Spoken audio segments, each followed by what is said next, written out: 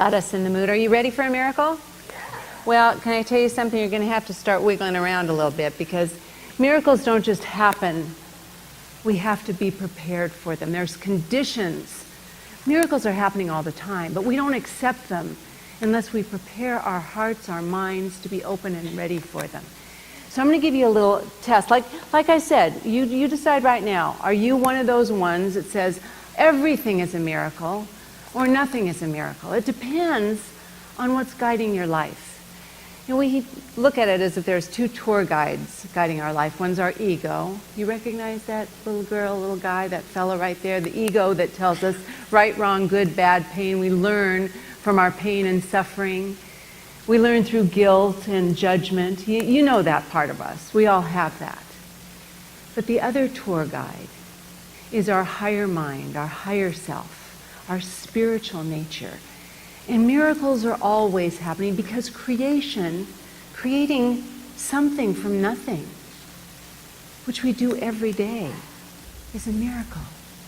So we are miracle makers, and they're here for us to see, but it takes that higher mind for us to see beyond the limitation of this physical existence, bound by time and space, to see the miracles that are happening every day.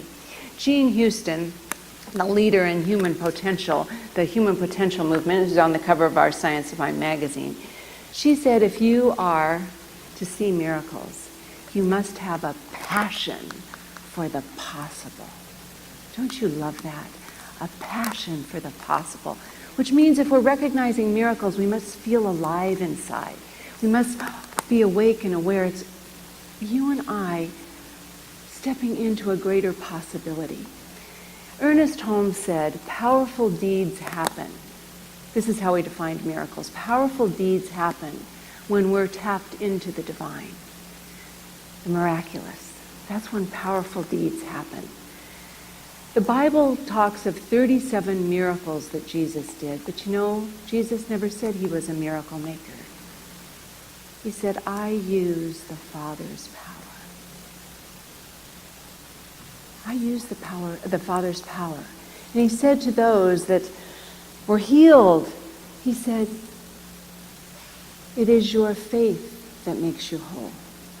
We have to believe in miracles to see them, for that faith, for that healing to happen. It is done unto you as you believe. Wayne Dyer was the one who said, you'll see it when you believe it. Not you'll believe it, I'll believe it when I see it, but you'll see it when you believe it. We've got to expand that faith. The Course in Miracles, said there is no order of difficulty in miracles. There aren't big miracles and little miracles, small or large. There are just miracles. Miracles are all the same, and they are all expressions of maximal love. Miracles occur naturally as expressions of love, but the most profound miracle is the one that is love, and we know who that is. God, divine intelligence, that is the greatest miracle there is. And if we can just believe that and know that and feel that, we can appreciate the miracles in our life. I don't know, what stops you from believing? There's only one thing I can think of in my life that stops me believing that there's something more. We get limited by what we hear or what we see. The only thing that stops me from believing there's something more when I get stuck is fear. And fear is actually a gift for us to learn, a teacher, a guide. But somewhere in our evolution, we have given fear way too much power. We've given it this irrational energy in our life, and so it paralyzes us instead of guides us. Do you recognize that?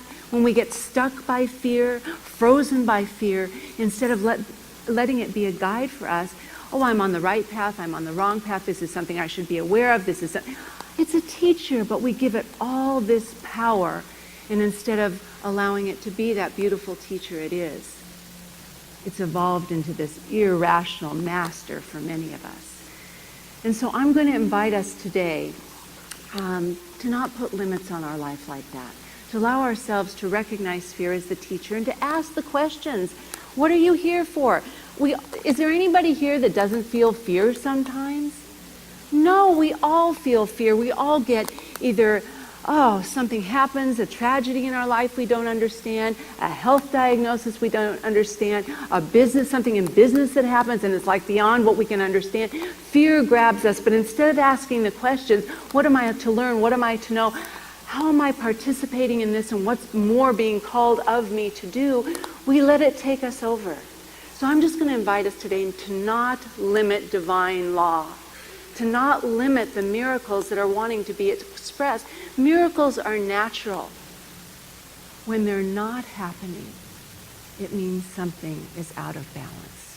When they're not working in our lives, it means that something in us is off center. Because when we're centered, remember in the vertical centeredness and using spirit as our guide, that higher mind, we will see the miracle. We'll see the miracle. We'll be open to something miraculous. I certainly have had amazing miracles in my life, and when that beautiful rainbow was across for the last song, When You Believe, when we were down in Oaxaca, we wanted to see a waterfall, and we asked these two strong Mexican men who were kind of tour guides to take us to a waterfall. Well, we went across a river that I don't even know how any of us survived, actually. It was this wild river. They said it wasn't as wild the day before, but they made kind of a human bridge for us to walk across.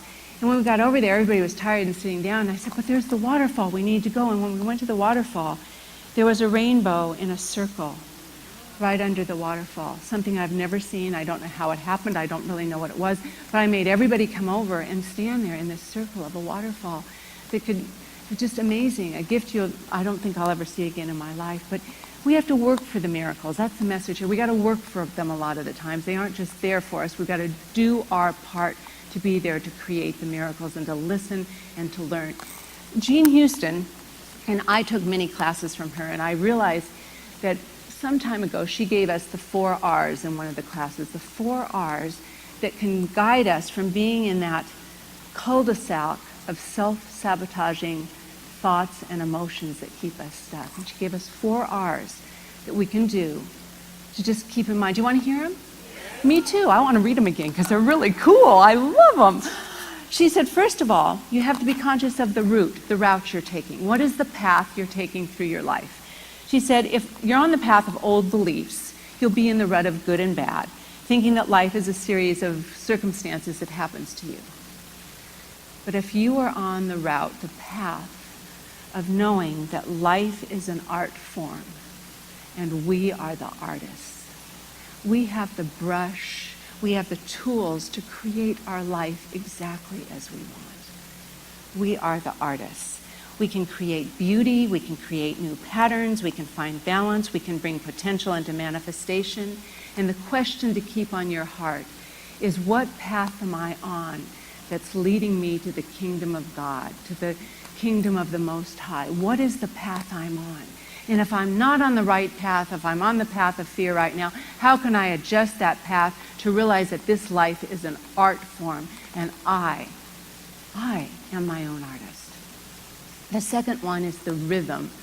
Recognize the rhythm, the vibration we have in life. And our vibration that we are, our vibrational being, is created by our thoughts and our feelings.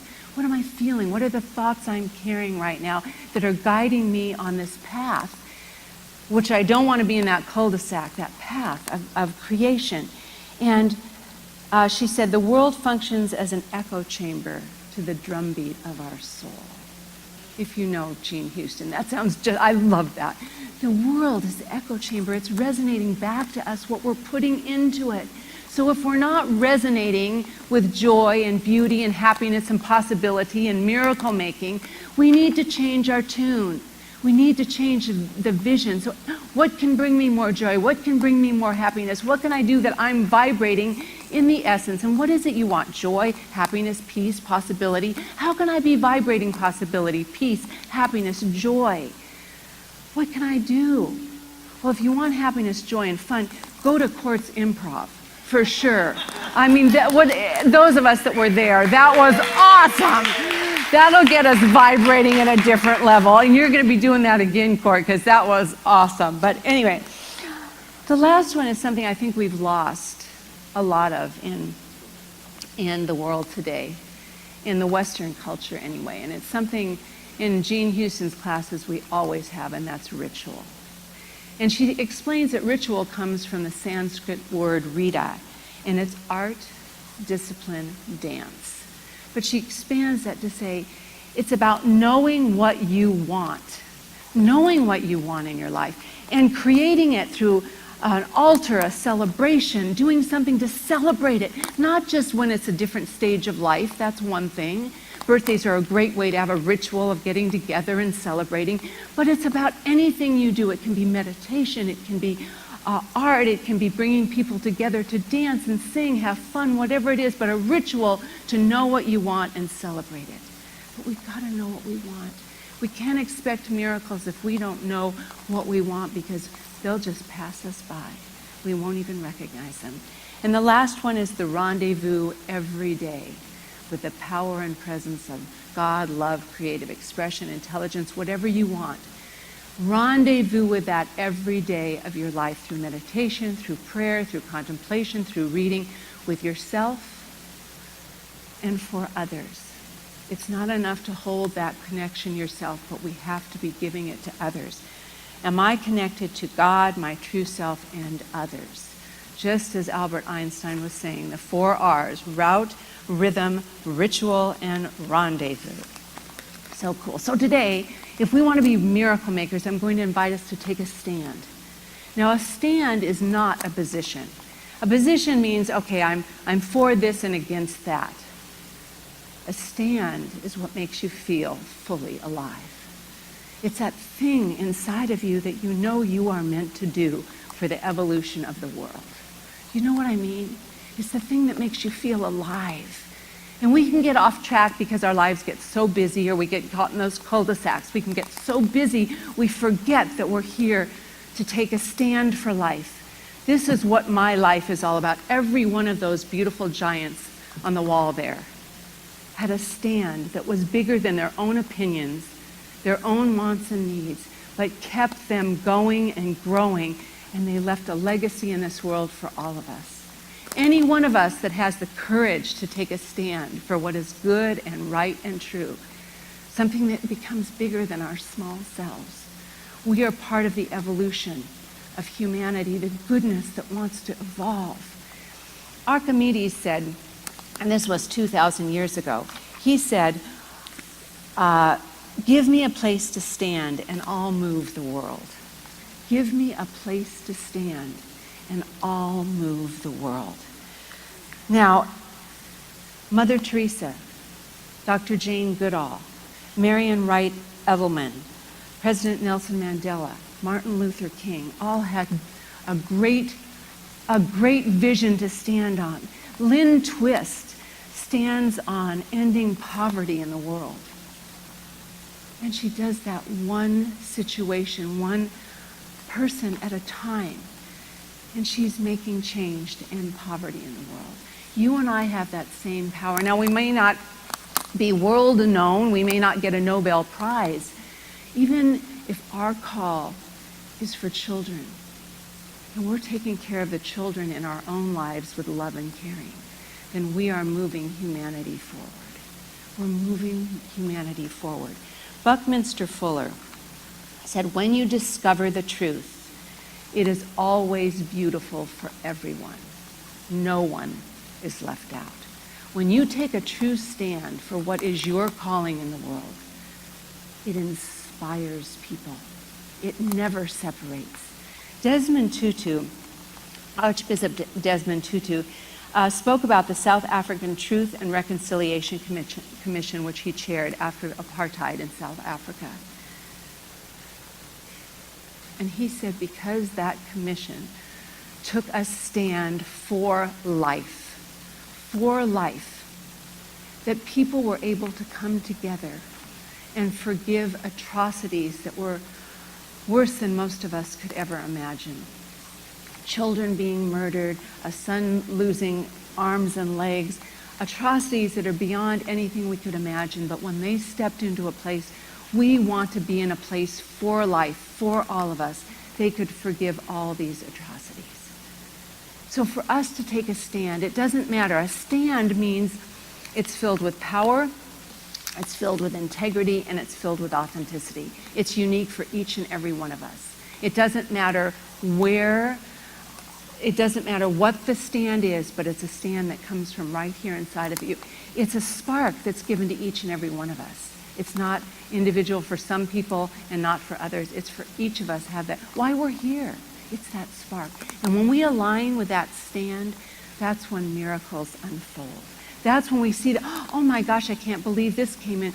Look what just happened. You've been there when you take a stand for something and all of a sudden the things you need show up immediately. You've been there, haven't you? Where it just happens. Things show up, they're there, the miracles happen. So my call to action for us is to get clear on what we stand for and put that forefront in our minds.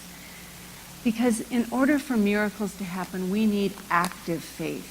Not passive faith, but active faith. And when you have a stand for something, when you know that this is your calling, you have the faith that you have the tools and the ability to make it happen. So I'm going to ask you to close your eyes for a moment as we truly allow this time to be a time when we come together. First of all, in the gratitude that planted within each and every one of us is that spark of knowing that there's a purpose, a passion, a potential in each of us that is absolutely part of the evolving goodness of this world, part of the evolving goodness of humanity. It's our part to play, whether it has to do with children or beauty or art or music or caring or compassion or wisdom or intelligence. It's the part we play in uplifting this beautiful world in which we live to a greater place. It doesn't belong to some of it, it belongs to all of us. But we have to open the space and take the stand, to be in alignment with our own unique power, our own unique integrity, to be truthful and honest with ourselves that we are here as the hands, the heart, the love of God, of Spirit. We are here to put this goodness into actions. We are the miracle makers. We are here to be the inspiration, not only to ourselves, but in this world, the light that brings truth and love and goodness forward. And to know in this and every moment, not just some moments, but every moment, we have everything we need right now. Not later, not when we get, when we do, when we have, but in this moment we have everything we need to activate the goodness that wants to be expressed through and as us.